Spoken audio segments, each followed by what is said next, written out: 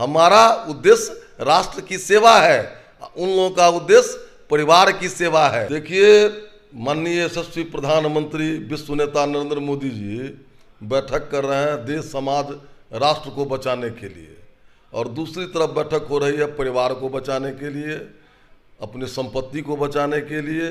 भ्रष्टाचारियों का जमाव रहा है। इस बैठक से नरेंद्र मोदी जी का कुछ नहीं बिगड़ने वाला है। हाँ, तो जिनको एक भी सीट नहीं है वो भी कह रहे हैं हमको 303 गो सीट है, 9 साल से हम इस देश को मार्गदर्शन कर रहे हैं, माननीय नरेंद्र मोदी जी के नेतृत्व में देश का विकास कर रहे हैं। और जिनको एक भी सीट नहीं है तो कहेंगे ही, उनके कहने का कोई अर्थ नहीं है। भारतीय जनता पार्टी 24 में पुनः भारी बहुमत से सरकार, तीसरी बार विश्व नेता नरेंद्र मोदी जी प्रधानमंत्री बनेंगे। यही तो उन लोगों को समझ में नहीं है। भारतीय जनता पार्टी सिद्धांत की राजनीति करती है, सत्ता की राजनीति नहीं करती है।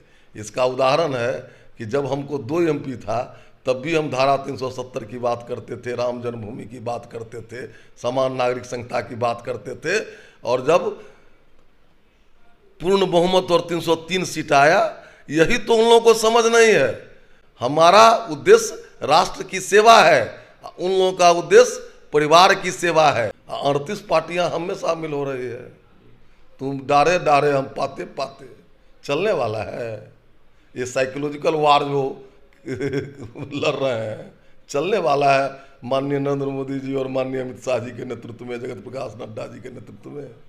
विपक्ष एक ही हो जाएगा तो क्या होगा? अब विपक्ष एक कैसे होगा? एक तो एक होना मुश्किल है, एक हो गया तो चलना मुश्किल है। ममता बनर्जी बिहार में कै गो सीट लड़ेगी? अब ममता बनर्जी जदयू और राजद को कै गो सीट देगी बंगाल में? ये सब खेला।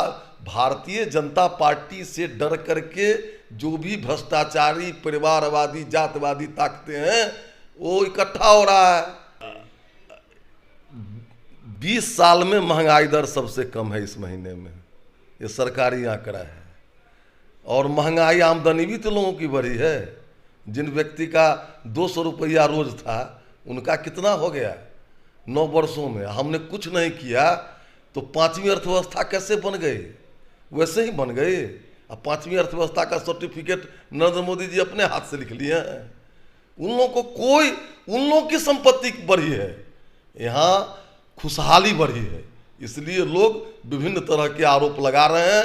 उन लोगों की दाल गलने वाली नहीं है। नीतीश कुमार जी अपने कितने दिन रहेंगे? अब यूसीसी का विरोध जितना दिन कर लें, अब वो अपने, नीतीश कुमार जी कोई फैक्टर नहीं है और यूसीसी लागू होगा। एक परिवार में एक कानून होता है, एक संस्था में कानून होता है, और देश में एक कानून नहीं हो।